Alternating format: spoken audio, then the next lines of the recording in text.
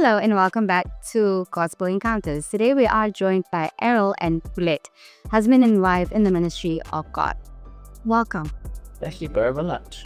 So can you give us a brief background of who is this brief couple and your journey thus far? Where did you and Barbie get to where they are today in 2025? Wow, that's my Yes, it's a bit. Sorry, Chris. Well, Chris. We can keep that. All right. So our journey began in the UK. We are born and bred in the UK. Two Caribbean parents who both were of faith. We met at church in the UK, and that journey kind of led to us getting married in the 80s, late 80s, and then we moved to South Africa after being married for 6 years, and we ended up in Johannesburg in 1994. Maybe you can take us from 94 to now. Scaling back a little bit, we have two adults, Children. Rashawn and Jordan. Our daughter is 36, son's 34, and one lives in Mexico, the other lives not too far, married in South Africa. And yeah, we spent a lot of time in the mission field, not because we were paid and because we were affiliated towards conference that employed us, but we just felt that this was the call of God on our lives. And so for the first 4 years, there's a strong amount of the mission work. And then probably about 98, we started the end of business and sort of run a parallel between business and ministry. And our focus today is really around families. And I think it's families from the entire holistic God's counsel, whether that's evangelism, it is to a family, whether that's singleness, marriage, divorce, whether that's finances, whether that's faith. We believe that we know that a family salvation is about ministering with families. And then so we look at the holistic family and say, our ministry is that many times your speak out your message, and we feel that is a. Okay, how can you give our viewers an overview? What exactly do you do? Do you go preaching? Do you go book distributing? What exactly how do you do? So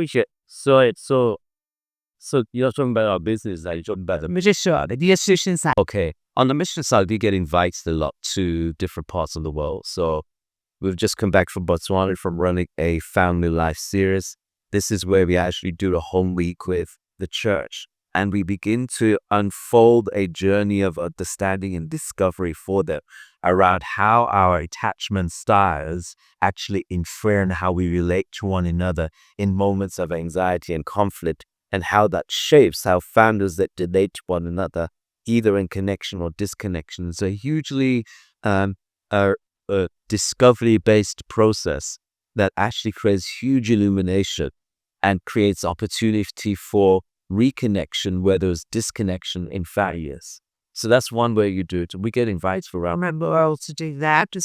Errol also is a speaker, so he preaches and speaks. But I think our love is about teaching. It's about coaching and mentoring and showing people the way.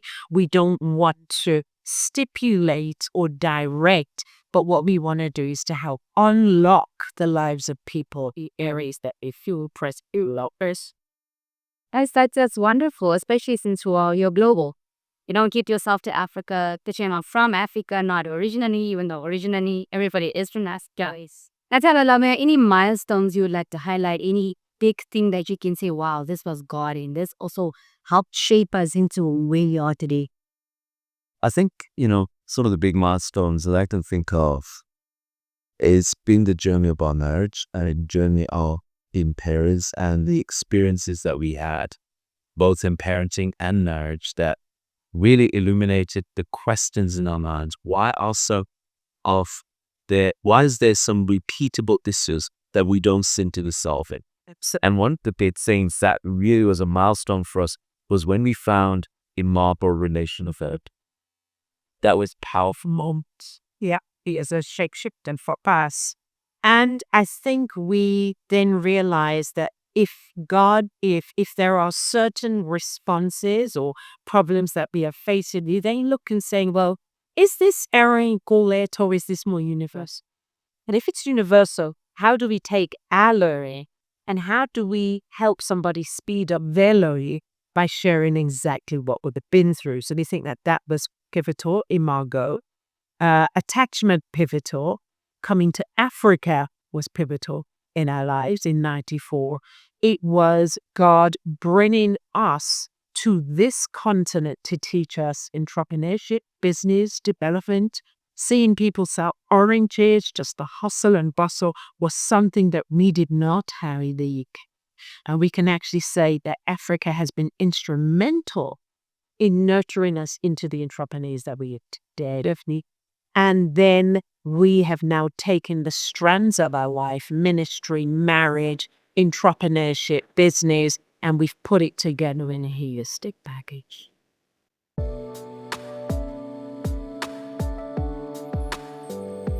God will answer your prayers based upon your faith.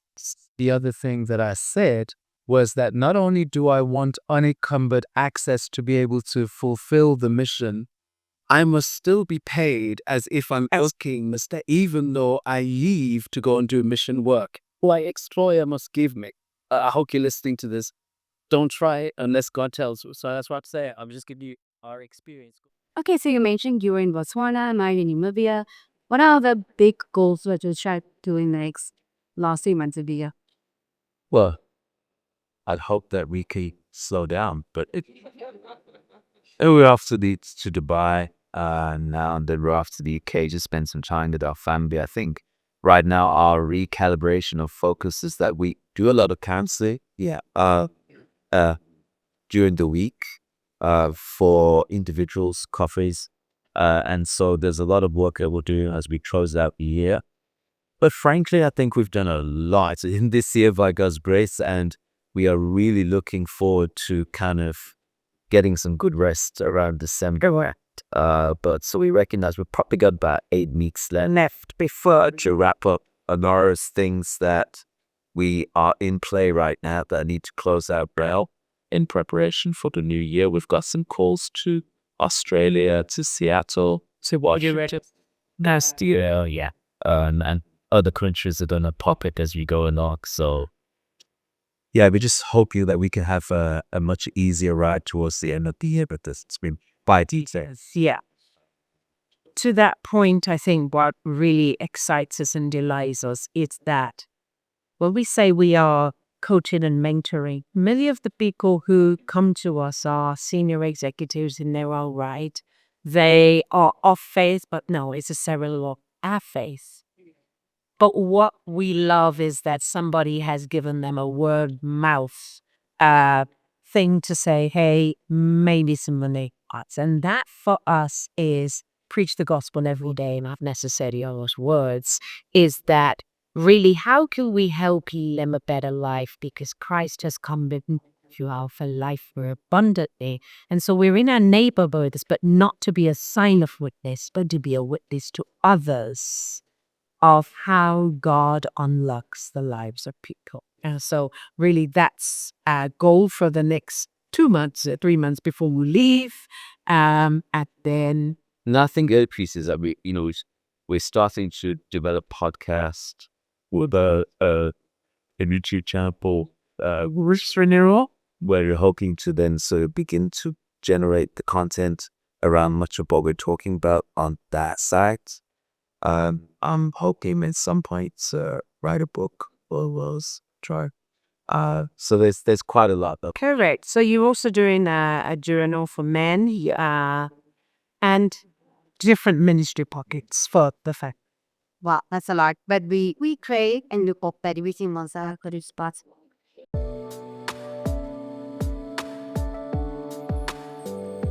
And it didn't mean working for a charity. It was working for a corporate entity. But whatever I did in the corporate entity must lead people to Christ as much as preaching would lead people to Christ. In other words, I wanted to find a way to reach the hearts and minds of corporate South Africa without sharing the gospel. Because somebody said it this way: preach the gospel every day, and if necessary, use words.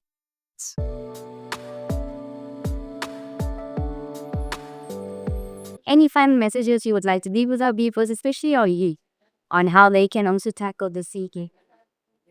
Yeah, listen, to our young people, yeah, we were young once, so that's the most important thing. So we have experience about the trials and tribulations that on we're just trying to discover who am I, why do I this, where am I going, what's my purpose in life? And we understand as well that for many of the young people today, the question about the future is quite a daunting one, especially in the economic climate that we find ourselves in. That I were to give you this assurance that the God who knew you before you were born in Emmanuel is the same God that has a plan for you to prosper you and to help you to thrive, irrespective of the economic condition that you may find yourself in.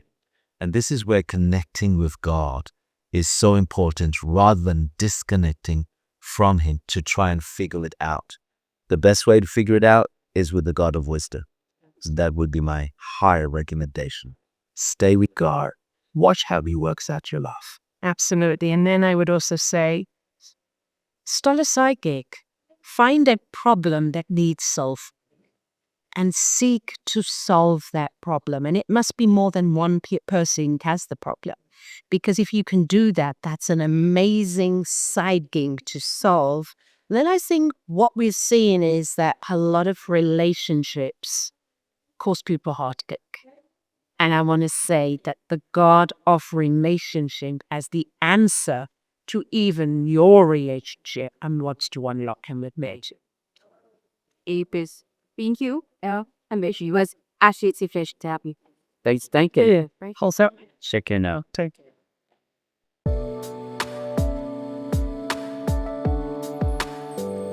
So at the time, God will answer your prayers based upon your faith. And I will be honest, my faith must have been really small at that time. Because Errol had a list of about 12 things. And on then was no holidays. So whoever I work for must give me unencumbered time to leave whenever I want to leave to go and do mission work. That was one of the criteria. And I kind of said, I think your list is good. I'm not sure if somebody's going to give you no holidays. The other thing that I said was that not only do I want unencumbered access to be able to fulfill the mission, I must still be paid as if I'm working, even though I leave to go and do mission work. My employer must give me. I hope you're listening to this. Don't try it unless God tells you. So that's what I'm saying. I'm just giving you our experience. Go for it. You also said that whatever you did would be mission, even though it was in. But both my mission and gospel and in the world of work should be synonymous. And it didn't mean working for a charity. It was working for a corporate entity. But whatever I did in the corporate entity must lead people to Christ as much as preaching would lead people to Christ. In other words, I wanted to find a way to reach the hearts and minds of corporate South Africa without sharing the gospel. Because somebody said it this way: preach the gospel every day, and if necessary, use words. The other thing on the list was that you did not want a cap on your income, but wanted to have exponential earnings. So it wasn't going to be a fixed salary, but by the sweat of your brow, you wouldn't be able to eat bread. And if it was 12 loaves or 6 loaves or 100 loaves, that was what you wanted. Now, at the time, what was interesting is that as I was studying the Bible and preaching around the country, I came to a conclusion that all true and meaningful and lasting change starts first on the inside and works its way out.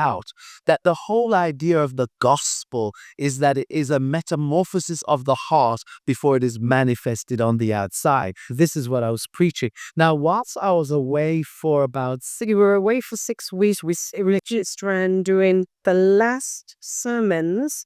And I must be honest, when Errol gave me his list, I started looking in newspapers because I interpreted that God only had one way. But we know that God has 1,000 1,000 ways, but I was limiting him to one way, and that was a job. But God had heard Errol's prayer, and so Errol was in the East Rand preaching, and he came home one night, must have been about 10 p.m. Now, I was finishing my marketing degree, and I was simultaneously blow drying my hair and listening to the radio at exactly the same time. I don't know how I was able to do it, but I'm a woman and we can multitask, right? So I'm listening, I'm blow drying my hair, children are home, Errol is out, and I hear on the radio, all true and lasting change starts on the inside and works its way out. And I hear it 3 times. And I say, but Errol's been preaching that for the last 2 months. All true and meaningful change starts first on the inside and then it works its way out. So I stop blow drying my hair and I listen and I write down the name of the company and I kind of do a little dance and I say, God, you're amazing. Because instead of us going out for a jog, you brought the jog to our house. Just stay with me, because you don't know where I'm going. Oh God, amen. Just yet this. So Errol comes home late, and I say to him, I watched and observed this over and over again. We got to a place where you would now take 200. So corporate South Africa has been impacted. And I'll tell you how it's impacted. When I was in Tanzania, I was doing an executive development program with a group of executives from Tanzania. When I finished with them, one of them came to me and says, tell me something, Errol. Do you do marriage counseling? I said, yes, I've not mentioned the word Jesus. He says, would you be willing to take us as executives with our wives away for the weekend to do marriage counseling? What happened, Paula? We took 15 executives away to Zanzibar and put them through a process that we developed called Worth Fighting For. And they went through it 3 times and then ensured that our next group was 15 Muslim couples. And they then turned around and said, every Muslim household should go through this process. We're simply using the Old Testament. So on the one side, I'm doing hardcore business, but on the other side, we are able to minister to C-suite executives in areas of relationship that we never thought possible. And over the years, that has now become something where we go to Europe and we go to Australia, we go to Dubai, and we go to Tunis, and we go to around the world, still doing business, but now the business is funding the ministry. Does that make sense? So in other words, what we're trying to say, and thank you so much, my babes. Thank you so much. Let's give you a round of applause. So the reason I'm sharing this is that I'm trying to demonstrate to you that God is the God of the impossible. Today, the business that we rebranded and everything to the key. But what I have found amazing is that all of our staff members are committed. None of them are Seventh-day Adventists, but all are Christians. But we are committed both to the drive of shifting the mindset of corporate South Africa and Africa as a general piece, but also to be able to find ways to minister. So one of our biggest achievements is that every year we take 200 unbankable, unemployed young people off the streets. We then connect them to our corporate clients so that they can do internships. 18% of those young people go on to get jobs, higher than the national average of those who go through the government process to get jobs. They're finding we have an 80% retention rate of those who come in. We're talking about young people from headless families. In other words, they've got no mother, they've got no father, they're looking after their siblings, they have no income, and we don't give them an income, we give them enough to come shift their mindsets for a year. Then we connect them to coaches. Then we connect them to their clients. And the clients that we have then connect them to internships. And 80% of them go on to be able to get jobs. This is, for me, for us, mission. Why? Because mission is not just about preaching the gospel, it's making a difference in the lives of people. So on the one side, there's a corporate piece. On the other side, there's a social piece. But the two things meet in the center because all of it is underpinned by serving Jesus Christ, by making a difference in the lives of people. Why am I sharing this and why am I deviating from what I initially wanted to share? Is because oftentimes we have great ideas of what we want to do. Does that make sense? But the big question is, have you laid your ideas before the Lord? Have you put it at His feet? Have you committed yourself to hearing His voice? Have you prayed earnestly? Because let me tell you something. One thing Paulette and I have seen is that God is a God that answers prayers on another level. We were recently in Eswatini, and we had a great friend of mine, Voice September Choir, come. I believe he's spoken here many times in Namibia. And I said to Voice, come, let us go do a work in Eswatini. And we had the Unlock Conference. And the Lord really blessed that Unlock Conference. Our goal is to bring it here, by the way. So we may be finding our way here. So you might see me in a different category situation. Where we're going to do a conference here. But the point that I'm making is this.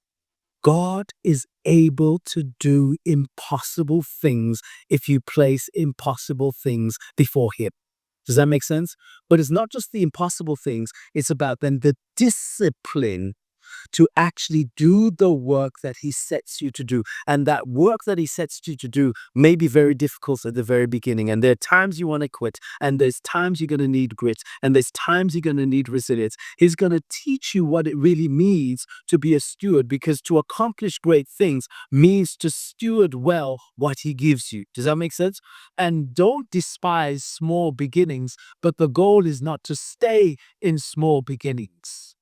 And one of the things we'll talk about tomorrow is that God doesn't want us to be simply micro businesses, one-man shows type things. He wants us to grow and scale so that we are able then to make a difference. Because remember, He gives us the power to get wealth in order to establish His covenant. Does that make sense?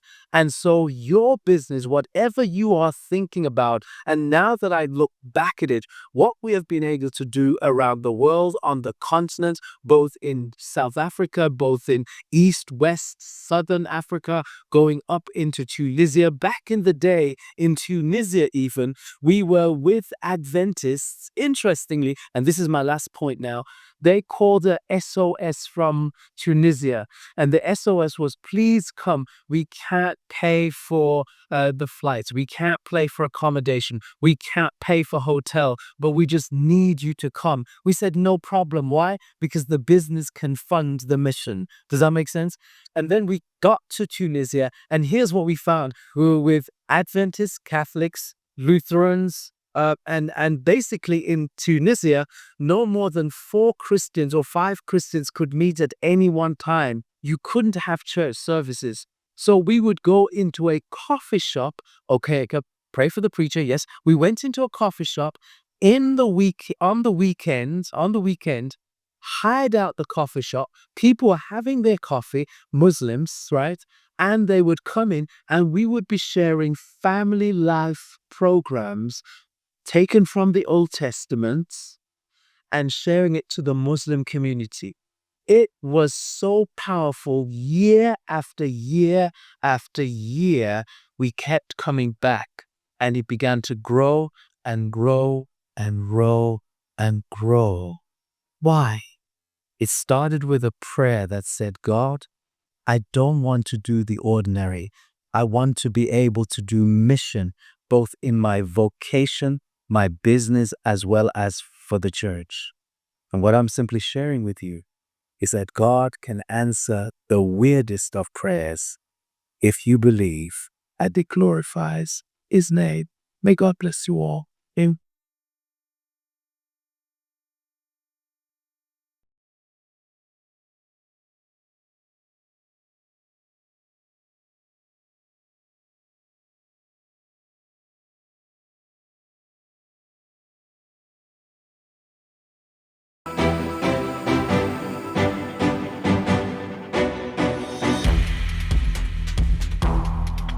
All of this is because Jesus is coming. While we celebrate, one goal only, one goal.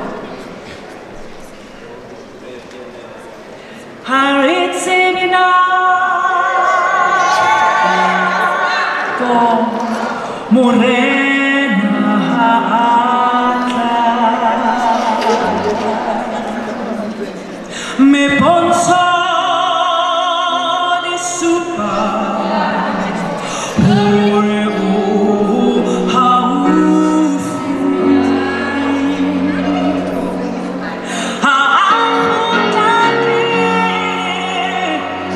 sepisa etamisa